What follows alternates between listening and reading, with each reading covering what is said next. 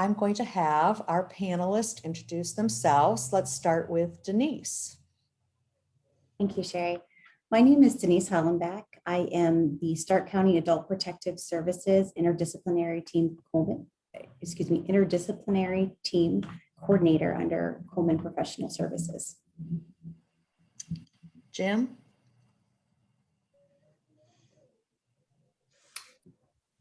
Yes, good evening, everybody. I'm Jim Knight, the Crime Prevention Specialist with Stark County Prosecutor Kyle Stone's office. I myself am not a prosecutor, but I oversee and handle the crime prevention education and neighborhood crime watch programs for Stark County. Thank you. Susan? Hello, good evening, everyone. I'm Susan Stroup. I am Chief Officer of Social Services with Coleman Professional Services. And in that role, I supervise adult protective service investigations for Stark County. Thank you. And Rebecca? Hi, I'm Rebecca Greene. I'm a detective with Stark County Sheriff's Office, and I do most of the financial crimes that come through the county. Wonderful. I'm happy to be here. Thank you all very much for being here. Let's just jump right in. There's been a lot of media coverage recently about scams, especially those that target older adults. Can one of you or all of you just define what a scam is? What do we mean by that?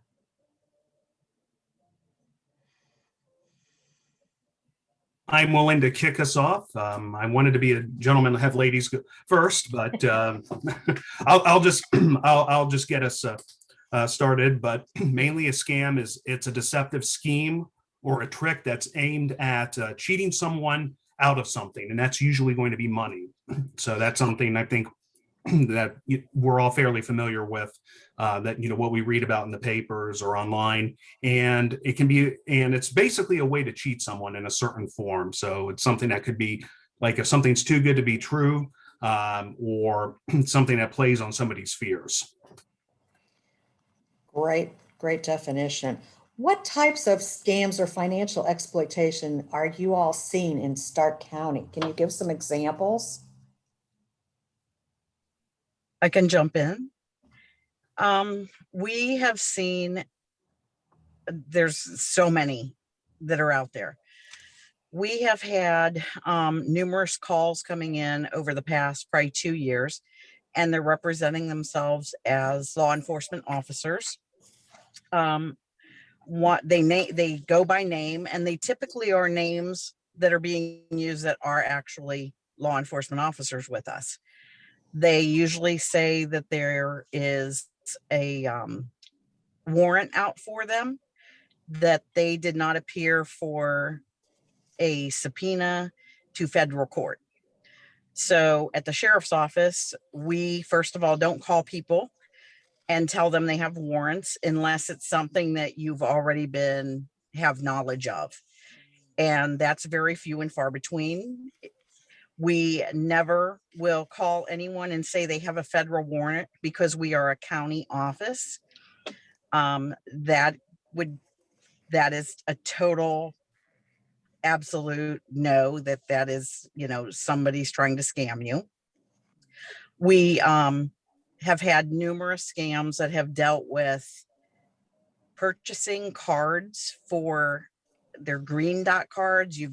They tell you owe money for something. They've told people that they have won a lottery and they have to pay the taxes. They've told people that they have, they'll call them through the night and say like their grandson was in a car accident and is now in jail, and they have to have bond money, and they send people out to purchase gift cards, which are anywhere from iTunes cards to the Green Dot cards, and they will sell them at Walgreens or Walmart, just all different places.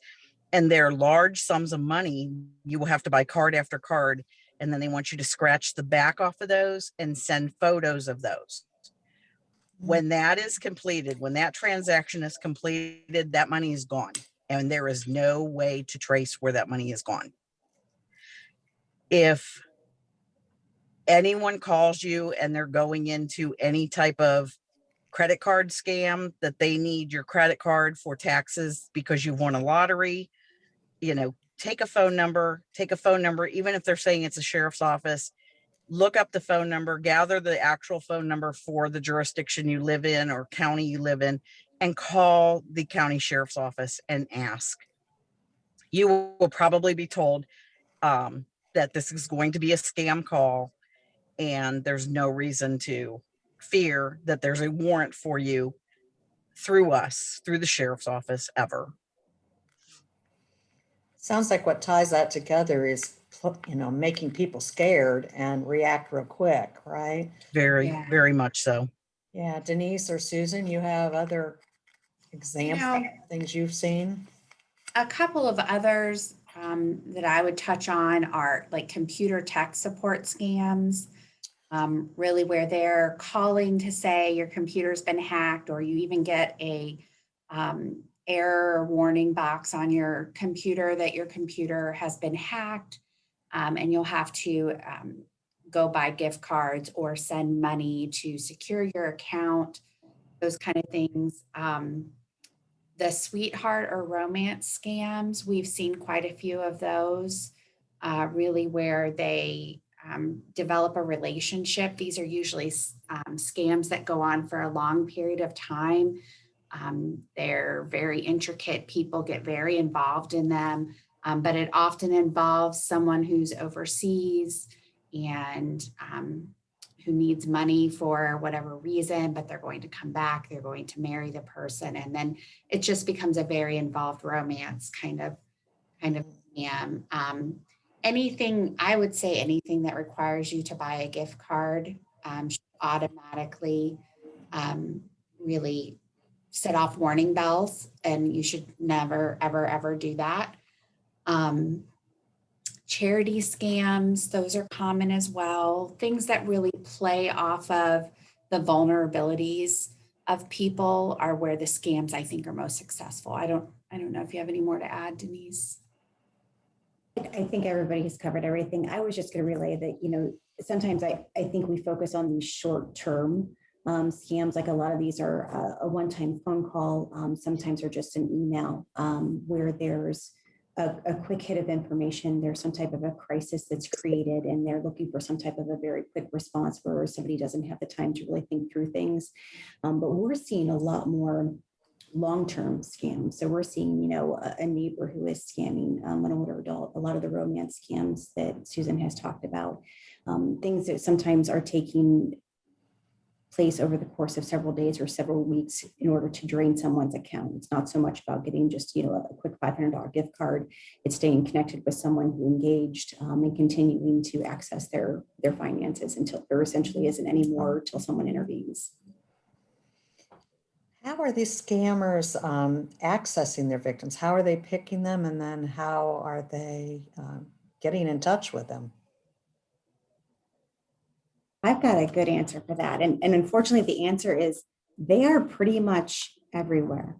So they're reaching folks via phone. They are sending emails. They are on every single social media site that exists. They're on Facebook. They are on Instagram. They are on dating sites. So Plenty of Fish, Our Time, Tinder, Grindr, you name it, they are there. They're on professional sites. They're on LinkedIn, and they are fishing for victims there. They're on online interactive games. If you are on Words with Friends, or if you're on Scrabble, probably about 75% of the folks on there are probably scammers, and they're sending messages and they're trying to connect with people. But they're also not online.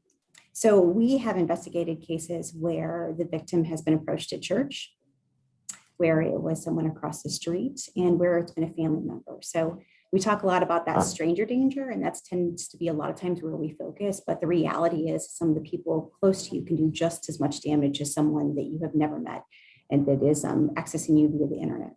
And probably more devastating, right? Absolutely.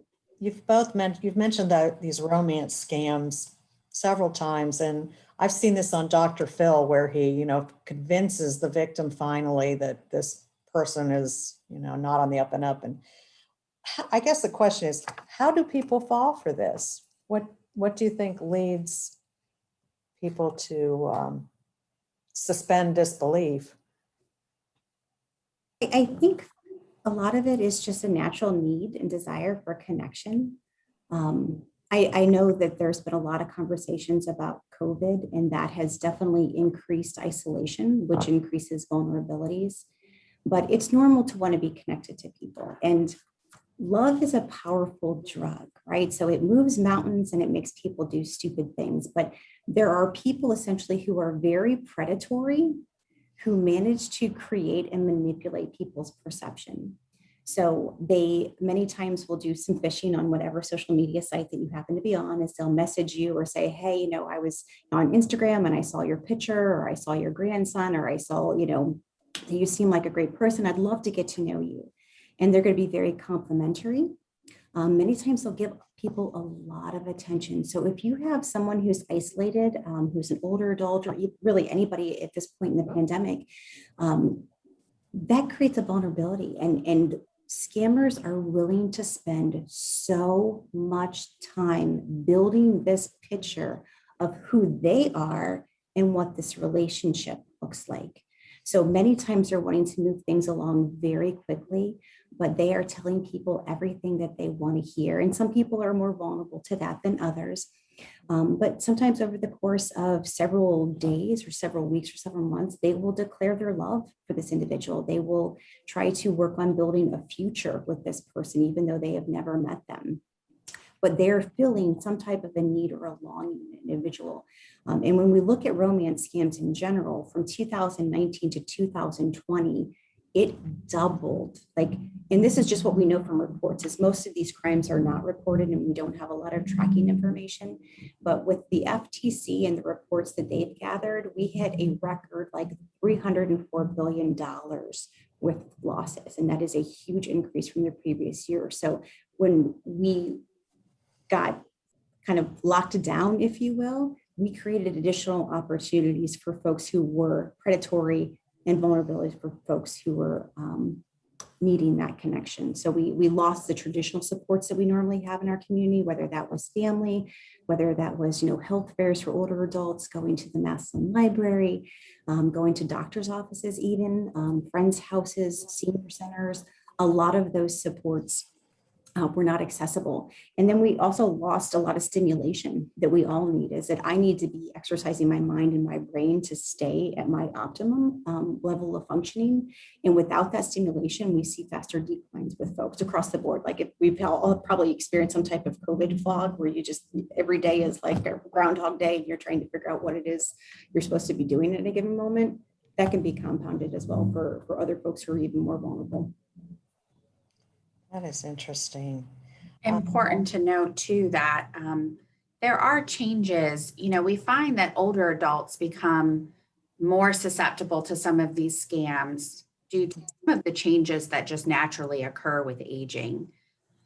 Some of the things that make our older loved ones the wise elders that we look up to, meaning that they take more time to make decisions, they really think things through, sort of work against them when they're in a scam situation. So being asked to make a decision quickly, or just being flooded with attention when they may be lonely, those kind of things make older adults more susceptible to falling for things that if they had a little more space or a little more time to think about it, they might come up with a different answer.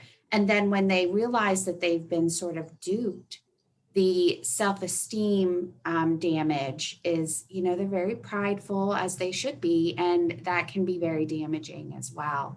And so then it tends to them not wanting to make police reports or to tell their family that they have fallen for this kind of thing. So that's all sort of at play, I think, in these scams. Right. We also get a lot of the scams that are older and younger people. It can be anyone, and they need something done, or they need a new roof, or they need they want a deck built or something, and then they start and they pay so much money, and the person will come back and just bleed them dry, and yet no work ever gets done. And it's very common with senior citizens that this is occurring, but it is happening with pretty much anybody. They'll take the deposit, or they need more for the wood's costlier now, which, this has been going on for years. Now the wood is costlier or whatever, but this type of scam goes on for everybody, and it's just that person needing the money and there's no work getting done, and people trust older people. My parents, they trust people, and it's just a different world now of you can't just trust everybody that you speak to anymore. Absolutely. Jim, what do you see from the prosecutor's perspective? A lot, I think, of what everybody's touched on, and it just goes back to what I think Denise and Susan were saying. I mean, they have, no matter what age, they have that need for, people have that need for connection, and in general, scammers will play on that. They'll play on their hopes, and they will also play on their fears. And as far as the older adults going, as far as home repair scams, there was a case. I was a victim advocate several years ago, and there was a case. I don't remember all the details, but on one case, I think there were about 7 or 8 people that were victims of a related home repair scam that was all under, I think, 1 or 2 people that were involved with this. So they all came to the court for the the hearing or the preliminary, and it was like, we need to get another bench here. They were kind of joking, but it was quite shocking. I had one last year that had 58 victims, and it was Northeast Ohio. Wow. Well, this leads into, what should someone do if they've been scammed? What are their options? Can I back up for just a second? I wanted to highlight something that we didn't cover, that was, Jim mentioned a piece and Rebecca mentioned a piece. I wanted to talk a little bit about why older adults are targeted. Like we talked about vulnerabilities, Susan mentioned cognitive decline, but a lot of times older adults are financially stable. Is it how people viewed money, spent money, pinched pennies, and saved is very different, I think. And not that I can generalize across the board, but these are folks who may have some assets. So they may have property, they may have money in the bank, money that they set aside to take care of themselves and their family in their future, essentially. So they also tend to be a little bit more trusting. Rebecca mentioned this, is that the way business was done 50 years ago is very different than what we do now, and what was happening in the world is very different than what's happening now. Technology also changes. Like, I grew up with Atari, which, was pretty low key. And now I'm trying to navigate cyber currency. I can't imagine what it's like for someone who the computer essentially didn't exist when they were born. We have some folks who might also not be as experienced with financial management. So if I was in a traditional marriage and my husband covered all of the finances the entire time that we were married, and he passed, and all of a sudden I'm on my own and trying to manage that, it's a new concept to me. It's something that I may not feel as comfortable with. I might not have the full understanding of all of the jargon that goes along with it. And it's also abstract thinking. When Susan was talking about cognitive pieces, is that money is actually a really odd concept. And it requires some functioning that's executive. And sometimes we don't notice when that starts to wane, but it does. And it's also one of those things that it starts to decline sometimes a lot earlier than we realize it. So there also sometimes is the ability to be a little bit more intimidated, depending on where you're at in life. The gusto that I had when I was 20 is very different than where I'm at now. And sometimes if you've had a lot of hard knocks, what you may be able to stand up to, especially if it is a family member who's exploiting you, may not be possible, especially if there's a lot of intimidation going on, if there's a lot of, maybe history of violence or threats, where they're promising that they're going to take care of you, but you're really not comfortable in those situations. So I feel like we need to recognize why so many folks, predatory individuals, are going after this population. It seems to be very lucrative, and there's been a lot of successes there. But there's reasons as to why that population is targeted. But I just wanted to highlight before we moved on. Hope that's okay. Yes, thank you, Denise, for fleshing out those vulnerabilities. Anybody, because I did kind of skip over that though. Well, Yeah, I mean, just piggybacking on what Denise said. I mean, they grew up in a time when your word was your bond. It could be trusted, and they will go by that. And and they may be, like I said, they may be alone. They may be into doing well financially, but they may be alone, and the scammers might be trying to take advantage of them in that sense. all of that makes sense. Okay, so then what should somebody do if they have fallen victim to one of these scams? First and foremost, they need to file a police report. Yep. They need to gather as much information as they can. So a lot of times it's very hard for them to admit to their family members that large sums of money are gone because they were fallen prey to a scammer or another family member and they didn't realize it, or they're embarrassed now. They thought they won a lottery and they were paying taxes on it and they just continue to ask for more money. And pretty soon you have somebody who had a nest egg and it's gone. And there's really sometimes no way of tracing that. So it's just a way of admitting they have been scammed and then reporting it, and then, letting us kind of take over and try to dig and find what we can. It's very hard sometimes for them to get to that point.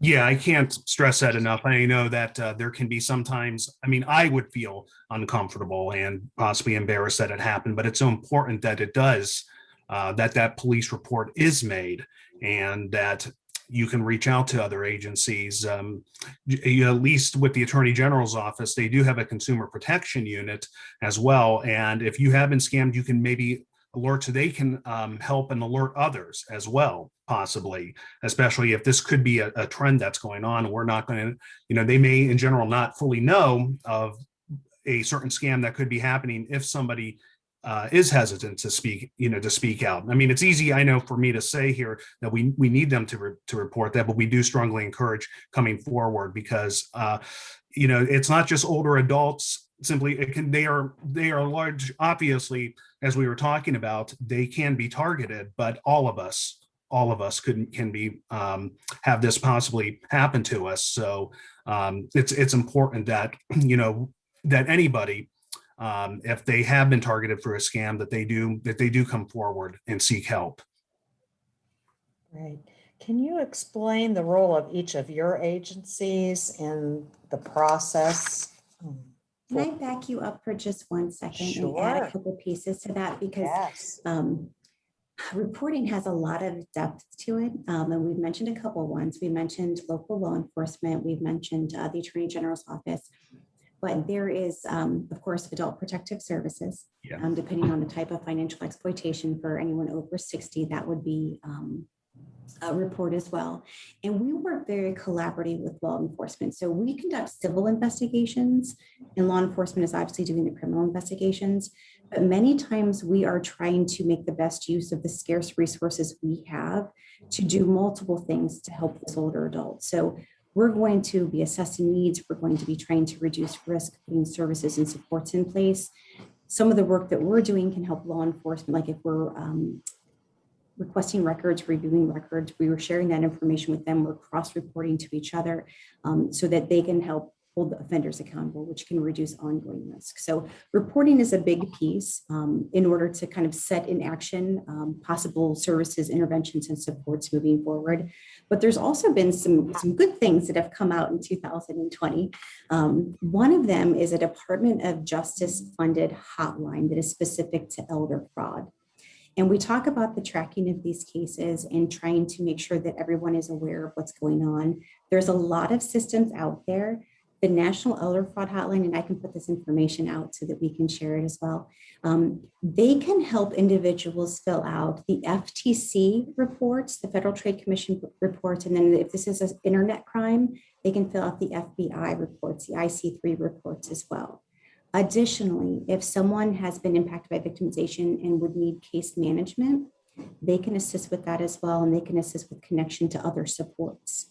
And it's a very accessible hotline. They answer it within 3 rings. The staff is well trained. They are trauma informed. They have very accessible hours. They run 7 days a week from 6 a.m. to 11 p.m. Their theory is that the scammers never stop, so we need to be available during functional times as well for individuals. But that ongoing connection can help reduce risk. So when we talk about supports and the need to really address what's going on, to hear people out and to look at individual ways that we can try to connect for support, because the grief and loss, Rebecca talked a lot about shame and embarrassment. This is heavy for people to process. Like, we know that it's fake, but they are processing this as if this is real. And there can be emotional crisis, there can be suicidal ideology after something like this. And our response is extremely important. Is we need to make sure that we are supportive, that we are listening, and that we are connecting folks, because that can change the trajectory of their entire experience and what happens with the system, right? Is we know from experience, it's like when we collaborate and when we have supports in place, we're more likely to see older adults move through the criminal justice system or access different options that can help with preventing this from happening to someone else. So I just wanted to mention that one last piece is one, definitely report to APS as well. Both the civil and the criminal realms are really important in a comprehensive response, but there's new resources out there. I'm all about these resources, and this one, Department of Justice funded, is phenomenal. And I'll put that information up to share as well. That's wonderful. And I should point out to those who've joined us tonight and those who failed to join us tonight, but I have all your email addresses.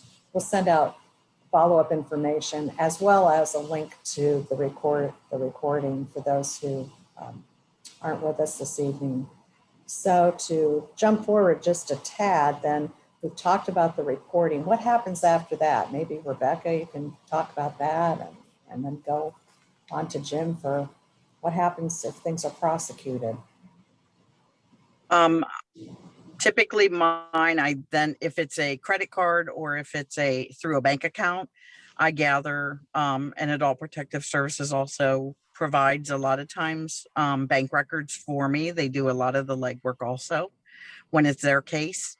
I sit down and attempt to go through with the person or the reporting person what items, what charges on credit cards or what deposits, withdrawals on a bank account, checks being printed out or being used. I try to gather all those information and that relate to the suspect in the case. After I compile everything on my part of it, I then put a phone call out to my suspect, and I request, I invite them in, I guess I should say, for an interview if they would like to sit down and talk to me about what has occurred. They don't have to. That's, their rights. They do not have to talk to me. I get maybe half and half. Some people want to come in and explain what happened. Some people tell me they have the advice of a lawyer not to speak to me, and that's their prerogative. They can do that. And I explain to that person whether they do come see me or whether they do not do an interview with me. I explain to them that when I finish the case, I will then take this down to the Stark County Prosecutor's Office. And they make that decision at the prosecutor's office then if they would like to put this into grand jury and move forward. The hard part comes when we have family members. It really doesn't matter if they've hit $1,000 that they've used or if they've done thousands of dollars. When it's a family member, grandma or grandpa, whoever it may be, they have a very difficult time when it comes down to the prosecution part of this. And I go through and try to explain to them that, these are their choices. But typically, if you want to set up a payment plan with that person on your own, a lot of times it just, because it's grandma and grandpa, then come the excuses. So When it's another suspect, that it's an unknown suspect or the man building the fences or whatever it is, I do offer the same thing. Please come in for an interview if you'd like to speak to me. If not, I take it through grand jury and it's turned over. My story of what occurred from that victim goes on to the prosecutors, and then they move forward with the case. So now, Jim, do you want to address how it works at that point? No, just basically, yeah, once it gets to a grand jury, we would take the information, let's say that the Rebecca or our attorneys would take the information that Rebecca's compiled to prosecute. And I believe the charges depending, especially if it gets to $1,000, I believe they're at the felony base level.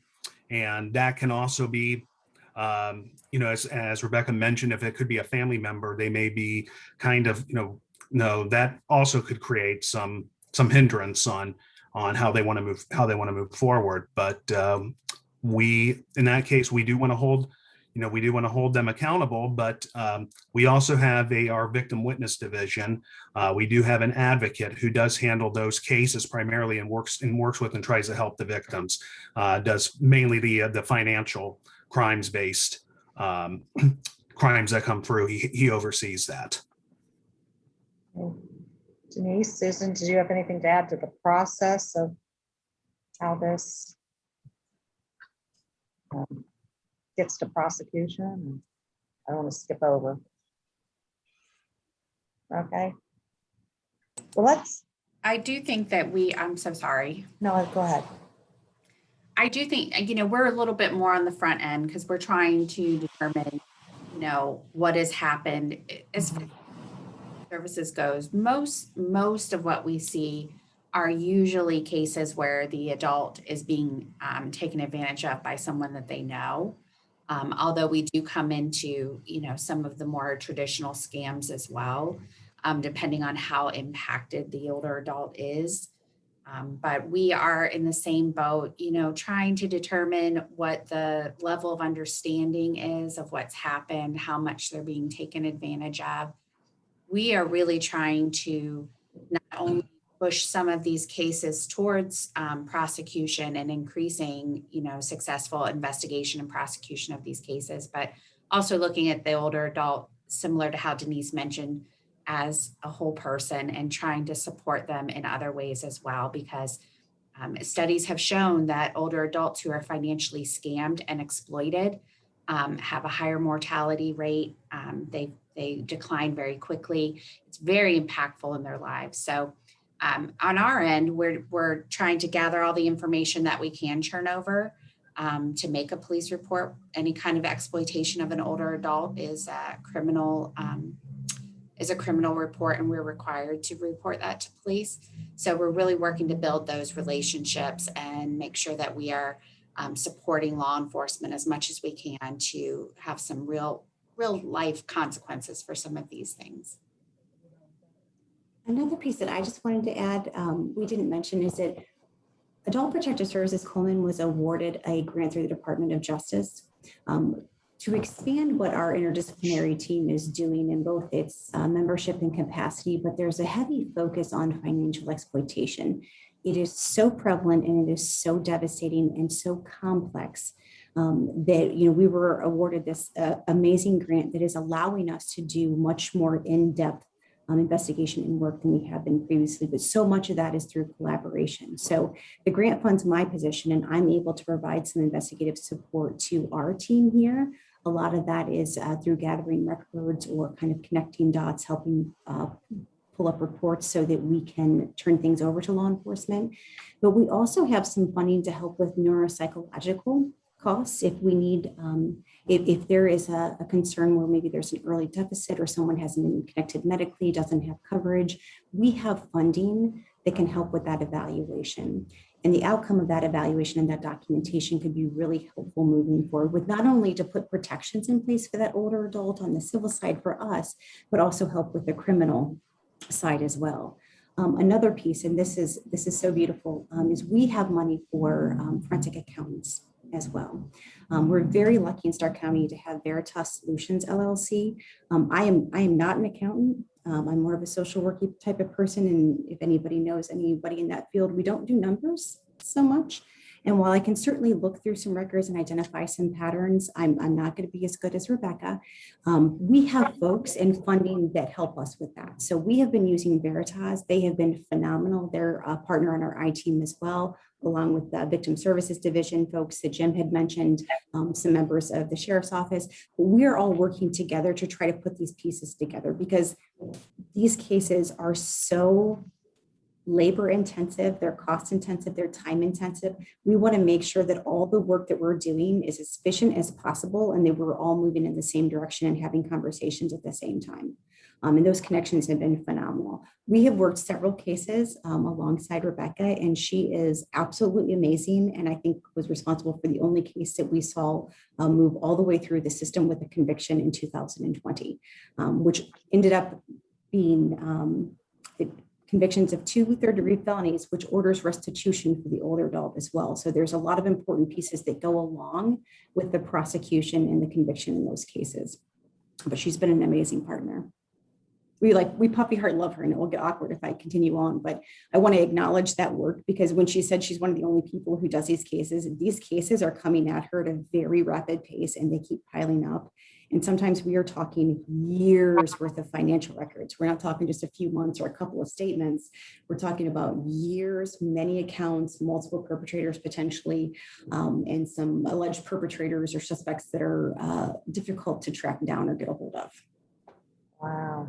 That kind of answered my next question, but maybe you can all tell us a little more about, does anybody that's scammed ever get their money back?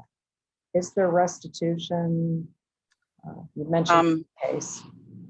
I will jump in there by what I've seen through doing financial crimes since about 2013. Sadly, the most people do not get their money back. Typically, your suspect does not have funds, and that's why they are taking other people's money or scamming other people. We have a lot of times it is drug related. And so that person may get help and may eventually, get their job and their life together and make some payments. But for most part with financial crimes, we do not. I lost you and I'm not sure if I lost you or you lost me. We can still hear you. Can you hear us? Okay. Yes, we typically do not have funds that have been taken and placed into like their bank accounts. So we don't have a huge rate of repays. Unfortunate. Everybody have the same experience. That's And with transnational scams, that money is gone. Yes. There is virtually no chance that you will get that money back, even with all the reporting and the best supports and investigators in the world. It's not going to happen. We have had some limited success when there has been early identification and response or intervention with some type of cases. We had a situation where there was concerns with an older adult who was mostly homebound, who had given permission to use his bank card to buy groceries. And there was a charge that was identified that he did not approve of. We were able to get the statements pretty quickly from the bank. We identified that there was a series of charges that were not connected to this individual. He was in his 70s and we had $250 worth of kids' Foot Locker charges on his account, along with a whole bunch of internet purchases that just seemed a little unique for an individual in his circumstances. And he was able to contest the charges with the bank and get those deposited back in his account. And then we turned that case over to law enforcement. So in some circumstances, connecting for support and reporting can minimize losses, hopefully prevent future losses, especially when we're talking about reporting or response. Part of the work that needs to be done is protecting accounts, which can be really extensive depending on what type of victimization has occurred. It could be canceling a credit card number. It could be much more extensive than that, depending on whether this individual had control over your computer and had access to all your information. It could be, changing phone numbers and a whole lot more things going forward. So the early detection and response is key, but there's very few options for recovery, which is why we're all here tonight, is that I think I can say with confidence is we'd rather have these conversations a couple times a week in the evenings for free than spend our days being paid to respond to people who have lost everything. That's impactful. So you've talked a lot about the financial impact, and you mentioned a little bit about the emotional impact. Can you just tell us how should I respond if somebody that I know or care about has been a victim of a scam?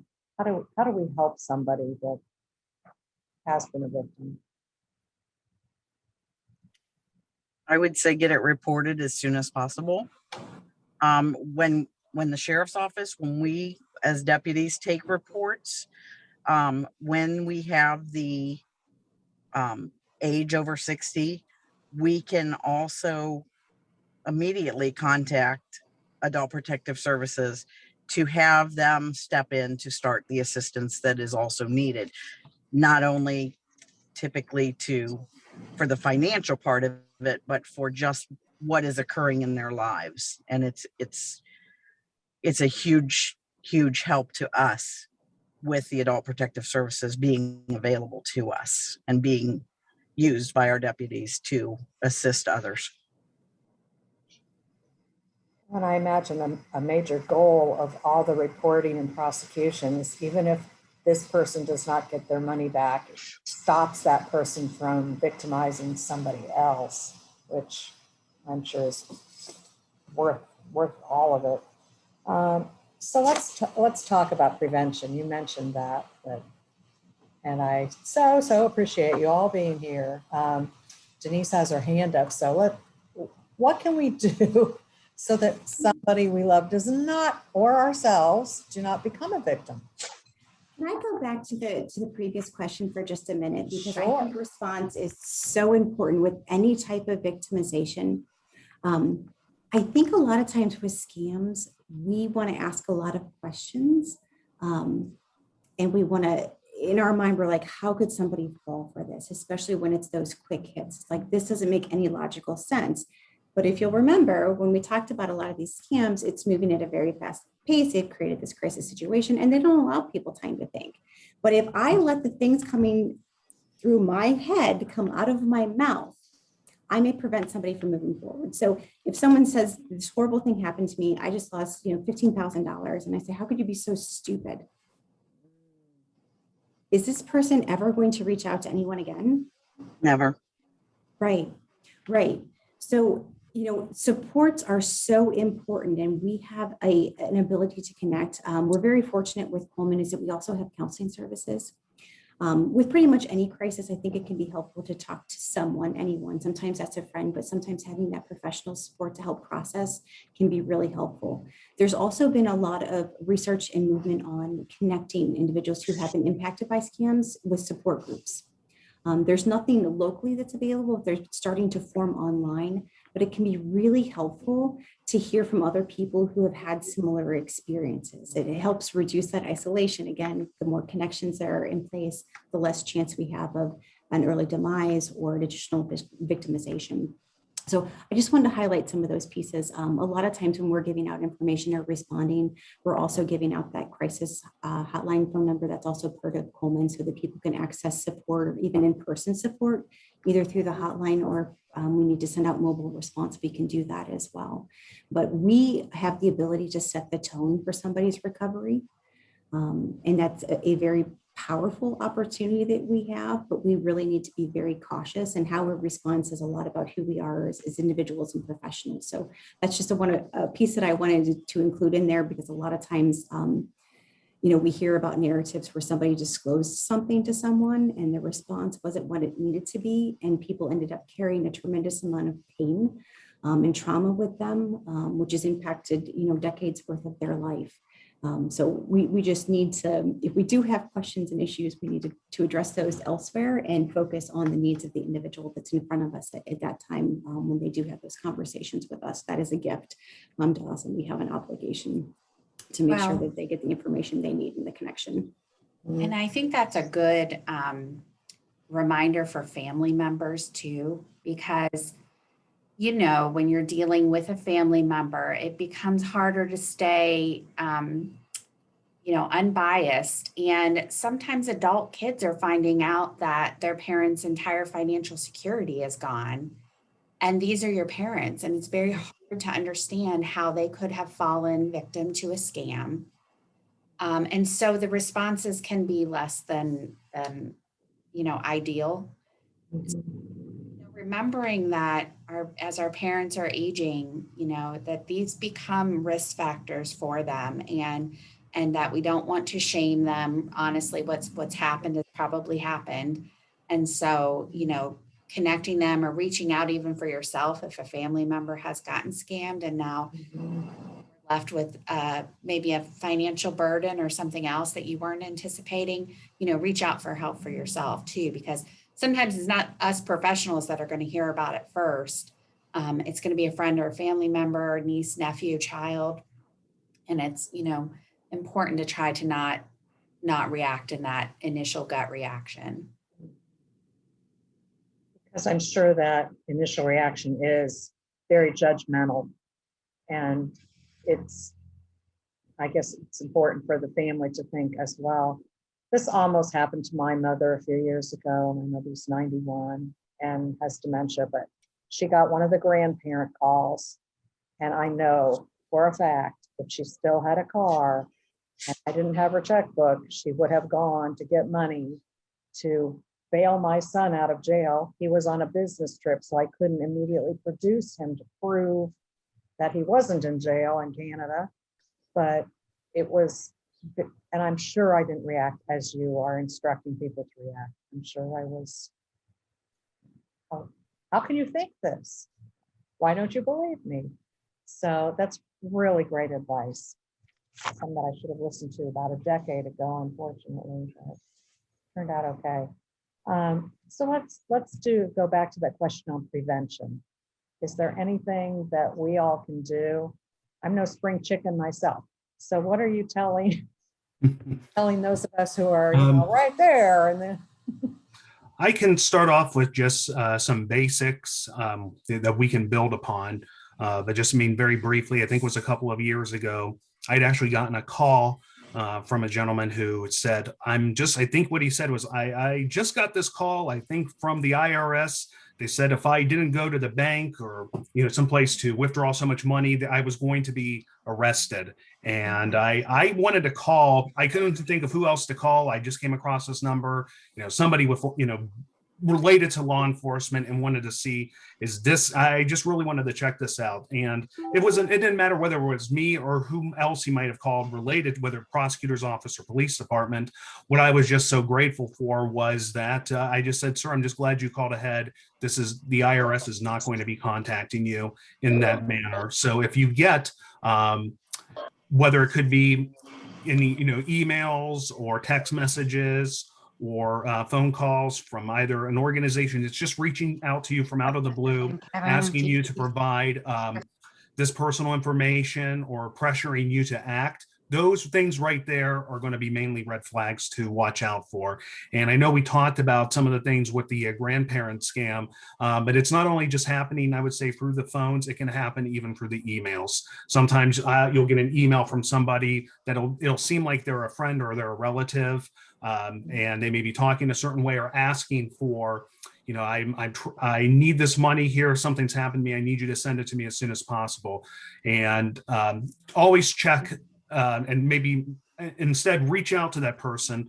Reach out if it's a family member or a friend. Reach out to them, call them and say, hey, did you send me this? Because it could be a sign that, you know, there was some hacking that's taking place. It sounds very simple, but even I myself, I opened up an email because I was expecting something from somebody not too long ago. It looked strange, but they asked me to go and click on this certain link, and I thought it was for information that I needed, and turned out that it wasn't. So I had to just try to, delete that email, rechange my passwords and such like that. So it's that constant vigilance. But if people or a police department or another organization is calling you or contacting you out of the blue, trying to get you to give this information, promising either a big reward or saying that there's going to be some kind of punishment taking place, stop, take a breath, and just notice these are some possible red flags. So it's just like it's sometimes our awareness and it's education, and just not pressing and not pushing on the link to that, sort of just like making sure we lock and secure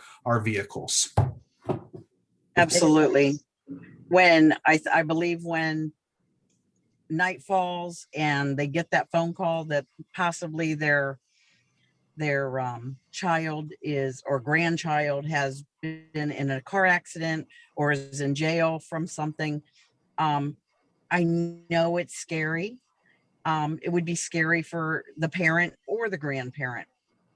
Take that deep breath, gather the information, write some stuff down, and get a phone number and say, I will call you back. And then call your grandchild or call your child that is the parent to that child and see what's going on, instead of the rush to give someone your credit card number or your checking account number or something on that order. Just take the deep breath, call around, ask the questions. Yes, it's scary, but that's their point. They're going to, with the scare tactics, they get further. Even with the becoming the girlfriend of somebody and they're stuck over in the Philippines or something, and they need money, and they used to be in the military, and they're coming back to you, and then it's like they're in jail now and they need this money and that money, and they go on for a long period of time. Talk to your children, talk to your pastor, talk to law enforcement, call someone and make sure what you're hearing is the truth before you respond with your hard-earned money. Great advice. Denise or Susan, any further? I was just going to say, I tell my dad, don't answer or respond to anything that's not from a very small, specific group of numbers or emails that, and we alluded to this when we talked about how the scammers find people, but they're really casting like a million lures out there. I mean, I get them, the random texts, they want you to click on something, or, emails, we get them at our work email. I mean, they're throwing a million lures out there, and all they need is one response. They'll send out 50,000 emails, and if they get one response, that could be a very lucrative response for them that they can milk. So the best advice is to just not respond. I mean, most government offices are not calling you. They are not going to call you. They will send you a letter. And even then you can call through a verified number to verify. But really just, back when my grandparents were growing up, you answered your phone. I mean, somebody called you, you answered your phone. It was rude not to. Nowadays, I don't answer 80% of my calls. And if someone needs to talk to me, they can leave me a voicemail that I can verify, because there's so many spam numbers come through. They look like local numbers now. And so, yeah, really trying to reframe that they don't need to respond to every piece of communication that they get. Like Jim said, like Rebecca said, you got to not grab onto that lure. And that's going to be the best way to protect yourself. Just a few pieces I'd like to add. I know we talked about social media. Lock down your information financially, and lock down your social media accounts. If you use Facebook to stay connected with family, fantastic. But I should not be able to get on Facebook and find pictures of your loved ones. I should not be able to find your friends lists. A lot of scammers, like we actually see what they call sextortion, where it starts off with romance scamming, and then they ask people to send pictures of people of themselves in a state of undress, and they will threaten to send that out to all of their contacts, and they already have all that information because they've been granted access if they don't produce some type of ransom, essentially, for individuals. So if you need help with those accounts, there's a program called cyberseniors.org that has tutorials for every single account and social media thing out there. You can learn how to do TikToks, you can attend programming on Zooming. They will walk you through that. And they also have one-on-one tech support that's provided by the youngins, which is fantastic. So that's just a resource out there, but your information should not be easily accessible to anyone. Folks need to pay attention to their finances and what's going on. A lot of times there's a cost now to have a paper statement mailed, but if that's the way you like to review your finances, pay the $3 fee and look it over every single month. If you want to do that online, that's fantastic. I've got alerts set up that if I spend over $100, I get a ping on my phone, I get a text. So some of those pieces that are in place can be helpful, especially if you have been scammed previously and your information potentially has been compromised, but maintaining your connection with all of your finances and paying attention to your accounts is very, very important. Another piece that I wanted to talk about with prevention, I know we're talking a lot about scams, but we see so much more financial exploitation with family members, is that you need to be really careful of who you're allowing to access your accounts.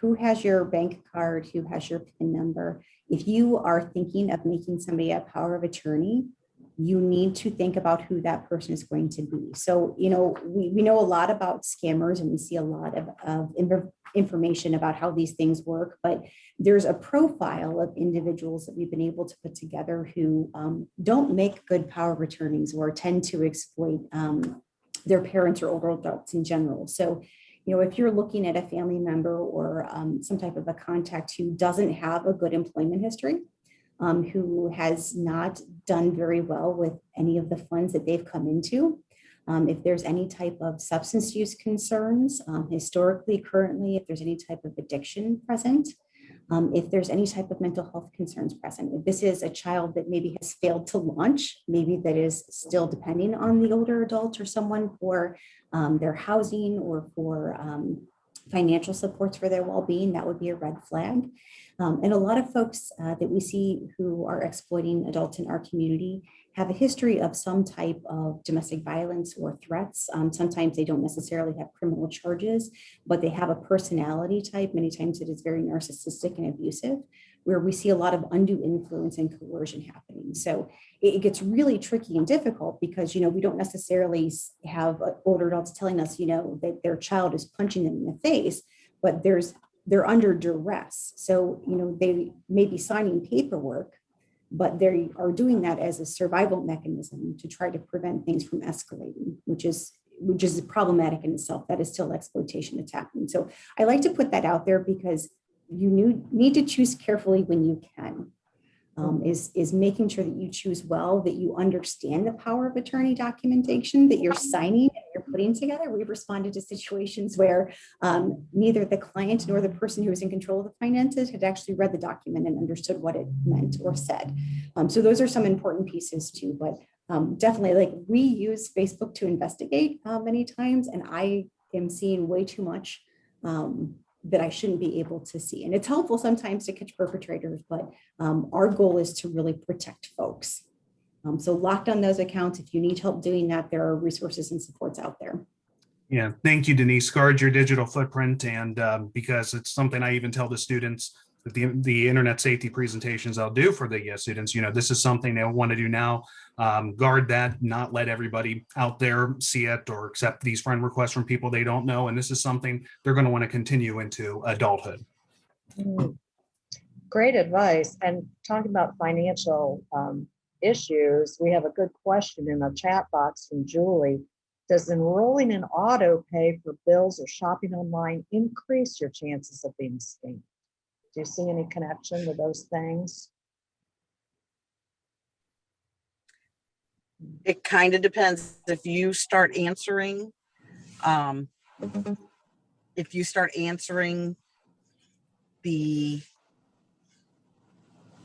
emails, some phone calls. There's ways that they can then get into your accounts and obtain your credit card information.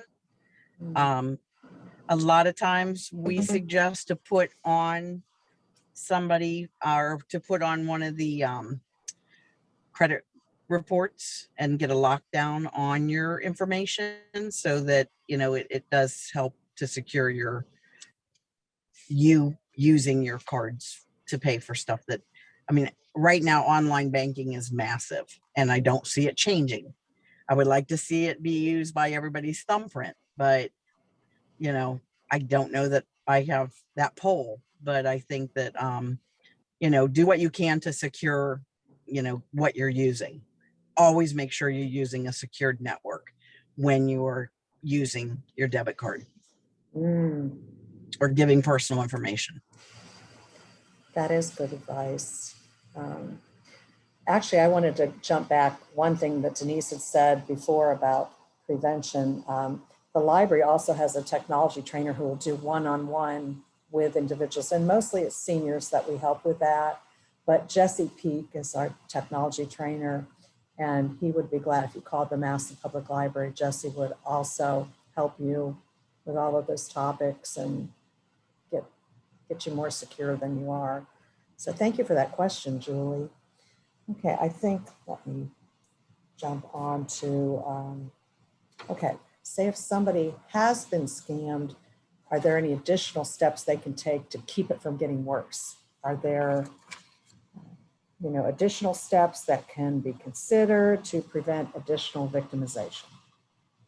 I think we touched on this a little bit earlier, but once somebody has been a victim of a type of scam or financial exploitation, especially that's taking place in over the phone or via email or on the internet, a lot of times they are going to be targeted for additional scams. Sometimes the information is shared on kind of the dark web.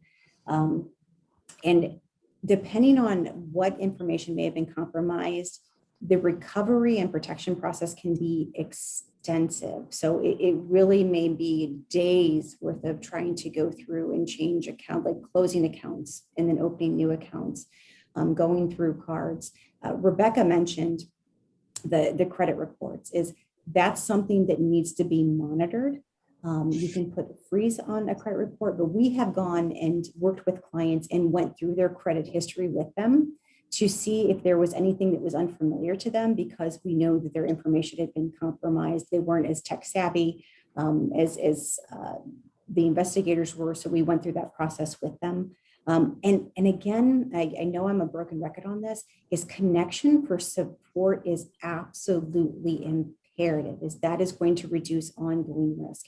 When I talked about kind of the chemical response that happens when we have those hits of dopamine, the romance scammers, a lot of times when one relationship will end, they just change their name and just come right back in. And for someone who's at a low, someone who's had a significant loss, they're going to be looking for and responding to that hit of attention, to those compliments, to somebody else giving them a feeling that's much better feeling than where they were at that moment. So acknowledging that, connecting for professional support and informal support is really helpful. Can I add one other thing? I want to acknowledge one of the pieces. I know we talk about this a lot on an individual level, but when we look at elder abuse as a whole, sometimes I think it's helpful to broaden our lens and look at infrastructure and policy. And one of the pieces that I love and that I want to highlight what Massillon Public Library is doing is, you know, we started having conversations about this piece, and then we started having conversations about how we could be part of a solution moving forward. So the education is really important, and repetitive education is really important. One, because I can't remember what I ate for lunch yesterday, right? So we need information coming at us continuously. And because the scams move so quickly and it is changing, like we had a whole new series of medical scams pop up with COVID. We need to try to stay on that, and we need that information accessible to everyone. But when we I think the role that can be played with places like the library. And when we look at some of the bigger pitches, like we don't necessarily think about transportation being something that reduces risk of victimization. But when you think about it from terms of connection, if we have transportation that is accessible and inexpensive for people, they can get to places like the library. They can get places to visit friends and family and senior centers and to medical appointments.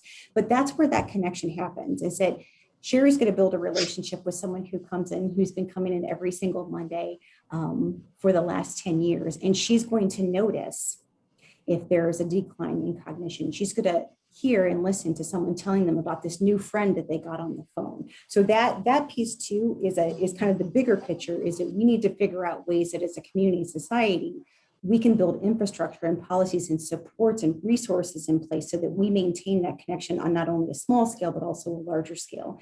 And places like the library are doing this work as part of that. This is just part of what the Massillon Library has done, but that is so important to communities. It's such a broad reach. I just wanted to mention that. Thank you so much, Denise. And I think the word is really getting out there. So it just does go back to community. The more of us know about these things. I bought multiple gift cards at Christmas time for my staff, not with my own money. But, I went to CVS and went up to the counter with 12 or 13 Amazon cards. And the young cashier said he immediately started grilling me about what I was doing with them. And I said, good for you. I'm glad that you have that as your policy, because I was glad that he double checked on my welfare. So I think the more of us know the information you presented tonight, the better everybody will be. Okay, we're popping back. Tracy in chat had a follow-up question on that banking question, excuse me. And the comment, does not having online banking access put elderly at risk? So the flip side of that is, so as mentioned, answering a few emails or phone calls, like Rebecca was saying, could give someone enough information to sign up for online banking and wrest the access away from the authentic owner. Does it work that way as well? If they get that information, whether it's electronically or if somebody tells them over the phone, same result would happen, right? Same result will happen. Also, and it's amazing to me, there are times where you will pay your bill at a restaurant, and while the cashier or someone is taking that credit card to pay that, they have taken a photo of both the back and front of your card. Typically, when those things happen, you're going to see it pretty quickly. A lot of seniors don't really deal with debit cards to start with. There's still a lot of check writers out there. I have a case open right now where people's mail was being taken from their mailboxes, and I have Social Security cards that were getting dropped off. I have bank or checks that were being made out to different bills that someone elderly was paying their bills, and that's what they've always done. So a lot of times you're not going to change your person to do electronic banking, and they just feel safer writing those checks. So there's a hiccup in everything we have, to be honest. But they just the risk you haven't alleviated the risk whether you go online or not go online, in other words. Correct. There's other ways that people will scam you or gather the information from you. And some of it is taking it right from the mailbox, which is horrible. Tracy has a super good idea that I might do myself. She encourages, or I'm not sure Tracy's a he or she since I don't have faces on here, but they encourage their parents to buy restaurant gift cards to use instead of the major credit cards because it has a low spending limit, which is really a cool idea, I think. Very good. Very good idea. Thank I you for wanted to add that. something real quick to what Rebecca had said, is that the banking habits of older adults is definitely different than what we see with younger adults. And one of the things that's actually really nice about that is because they have a more older style of banking, is they like to go to the bank, they like to go in the bank, they like to take out cash, they have interaction with the tellers. The banks, the financial institutions in the state of Ohio are mandatory reporters. That changed in 2018. So that's a huge asset to us in trying to detect this as early as possible. There's a lot of great relationships. And again, that's where that connection comes into play. But with the pandemic, we saw a lot of the banks closing the interiors. So things have been, they're still coming through. We still are getting great reports from a lot of our local institutions, but things aren't as obvious, and they're not being able to see people interact in the same and interact in the same way that they have historically. But I love it when people are writing checks. It's much easier to see changes sometimes in handwriting or who's doing that handwriting and check signing. So keep on keeping on with the old school. I'm loving it. Are there any other kind of financial risks that we haven't talked about? We've, talked about stranger danger and scams from strangers, but is there anything else that people should be aware of and beware of? I can talk all night long. I'll try to be brief, but I think there's a couple things we haven't talked about. One I wanted to mention is that we talked about this before we got on, but there was recently an article in the paper regarding a quit deed claim. Basically that had been taken from someone who was in a protected population. I don't know that the article really laid out a lot of additional details, but that's something that we have come across more than once with adult protective services. And for those that don't know, like a quit deed is really just a piece of legal paperwork that someone can sign off on saying that they no longer have an interest in this property. So usually it's a house that we're seeing this happen to. And that's all fine and dandy if there is someone who is of sound mind, who is freely giving away their house to a loved one because they want them to have it. But if we have concerns of a cognitive decline or deficit, that can become problematic. If there is an individual is under some type of duress and who is asked to sign that, or if there's been some type of a promise of care in exchange for signing over that house, that can all be issues of concern. And again, like I have a feeling that probably something happened and in that case that we saw in the paper, but I thought that was something that is relevant because that is another type of financial exploitation. And then the last thing I wanted to mention, just because it is becoming very popular and it is so new and super confusing, is cybercurrency. That is connected to a lot of scams as people are being asked to pay in cybercurrency. And I'll define that really quickly through the use of Google because it's still kind of foreign to me, but basically cybercurrency is some type of digital representation of value. It's not regulated like the US dollar is.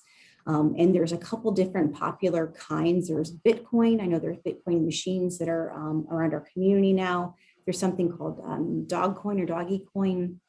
And Ethereum are popular ones. But if anybody follows the NFL and the NFL draft that happened recently, I don't know all the details, but Trevor Lawrence, who was a top NFL pick, he signed a promotional deal and was paid in cryptocurrency. So it's heavily used in scams, and that was historical. That was something that we saw come across a few years ago, but now it's becoming much more commonplace. So it's just something that we need education on, again, which is where cyber seniors might come in. But we need to pay attention to what's going on, and we need to understand that no legitimate organization is going to ask for payment in cryptocurrency. So that should never be something that anybody acts on. They should never act on being told to go to one of these ATM type of machines and exchange funds to pay someone or send any cryptocurrency to anyone. So I just wanted to mention that too, because it's, again, scams work based on confusing people very quickly, and cybercurrency for me is exceptionally confusing and it is changing continuously. So I just wanted to throw that out there. Another great comment in chat is the concern about unscrupulous healthcare aides or people that are helping, and that can also take the place, or I mean, it can also involve scamming through a quitclaim deed, as you were talking about, Denise. And So they spent 8 years working for hospice in Cleveland and encountered that a handful of times. That's sad to say. We do take we take a large amount of reports where there are nurses aides that are coming in or some type of aides that are hired, and there are items missing. A lot of times it's jewelry, a lot of times it's unbelievable, but it's the kitchen dishes, it's the kitchen pots and pans, laundry detergent, just anything that's handy to walk out with or easy to walk out with, especially maybe midnight shift or that person's more bedridden. And when that person's in the other room, they don't really know what's going on. I think with these type of cases, for the people that are out there that are hiring nurses aides or a company to come in and out of the house, secure your mothers or fathers, whoever it may be, aunts and uncles, secure the items in the home somewhere or in your home somewhere before, you are allowing anybody to come in. You could deal with 20 of them and 19 of them can be the best people that's ever walked the face of the earth. But that 20th one could take everything that was going to be handed down to your children or, that person's son and daughter or whatever. If you're going into that situation, whether you're the sons and daughters or the nieces and nephews or whoever, go through and secure items, because this is very, very prevalent, very common. And it's heartbreaking to families because jewelry is gone or their items are gone. And there are a lot of them that are not traceable. Thank you for commenting about that in chat. Thank you, Rebecca. That's one hopes there's karma that will Absolutely. get these people. We've had a couple of cases where the aide was the alleged perpetrator in cases. And this is another idea to kind of keep finances safe, is that, the aides were doing grocery shopping and the older adult had given over their card and their PIN. For the most part, most grocery stores are not going to require a PIN in order to buy groceries. Giant Eagle is an exception. And I think what Tracy had mentioned in the chat earlier is buying a gift card for a place like Giant Eagle where it does require the PIN, so you don't have to give that out, is really important. Because what we saw was the PIN was given out and then there was a whole series of charges. It's multiple situations very similar. The other piece is that no matter how many times that same aide has done grocery shopping for you, you need to be checking that receipt, or somebody needs to be checking that receipt. It needs to be always given to that older adult or to a trusted individual.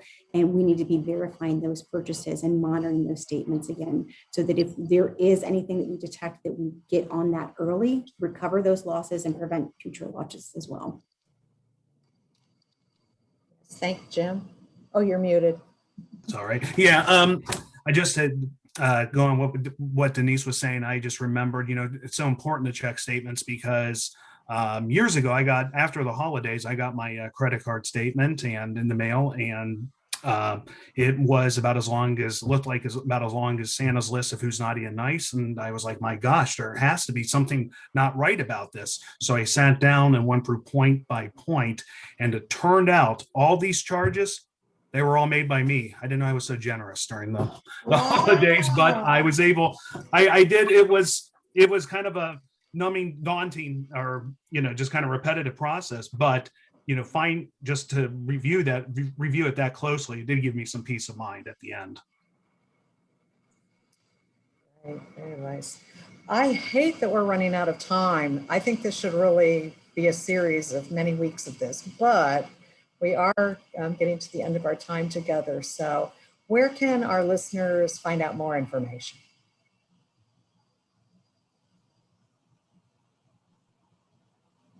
The library, of course. I've got a list.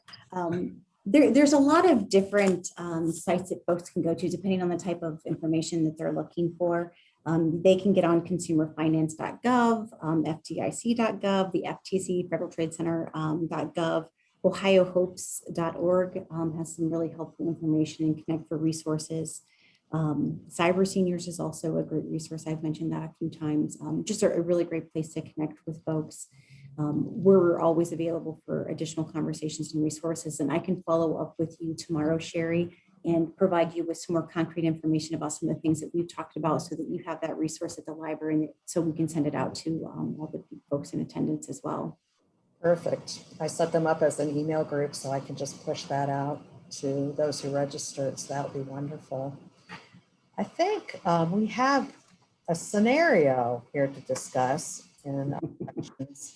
So this might be interesting, and I don't know how this works. Can a person with a diagnosis of dementia have their will changed after they've been diagnosed? The person changing the will is a neighbor, not a family member. The neighbor is now going to get everything, leaving the family out. Is this okay legally? Since dementia had set in the diagnosis from a year ago, is this something Adult Protective Service can deal with, or just a private attorney? That's an interesting scenario. I'm going to take a brief stab at it. So I think probably the first important point to make is that a diagnosis of dementia does not automatically make someone incompetent or incapacitated to make those kind of decisions. Dementia is actually, there are many different types, and it's a long range spectrum of time. I mean, early dementia can include symptoms like I had this morning when I couldn't find my phone and, forgot the name of my daughter. So, dementia can go on for 10 years or more. It's progression. And so it's not automatically the minute the doctors know brain changes that you become, unable to make those decisions. I will say that attorneys are really supposed to do due diligence in assessing the mental capacity of the people that they're serving when they're making those kind of changes. They're supposed to really ask questions, why do you want to make this change? What is behind this? Why would you pick a neighbor and not family? Things like that. I definitely think I would always encourage an APS report to be made. I think that the intricacies of what we can do in adult protective services are very, very much varied. And so whether we could intervene or not would sort of remain to be seen. But a lot of it depends on, from my perspective in adult protective services, what was the adult's capacity at the time that the document was signed? What was their reasoning? What's their relationship like with the family? And then the family can always get an attorney or seek guardianship if they feel like the adult is unable to make that decision and made it in error. But it also can be, it can progress farther than that. And we all know situations where maybe the neighbor has been more helpful to that person than the family has. Yes, that is accurate. And so trying to flesh out undue influence, someone who actually is genuinely building a relationship, has had a relationship for years, maybe the children aren't around and they think that they just, automatically get their parents' inheritance, similar to how we have a lot of children who start spending their parents' inheritance early. Either. That's, not allowed. So I think that was in the Bible. Yes. Yeah. So those would be the things that I would look at in a situation like that. What were the circumstances? What did the attorney find when they were making that? There are a lot of really good elder law attorneys in town. Mm-hmm. Consult with the family if they were really concerned, could consult with. Thank you.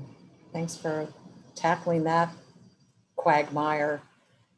But this has just been a wonderful evening. My head is full of a lot of new information. We've had some great chat, discussion, and it sounds like Tracy has quite an expertise. We could have had her on the panel as well talking about, doctors making medical, deeming somebody incompetent, but as we said, it's not going to be a cut and dry.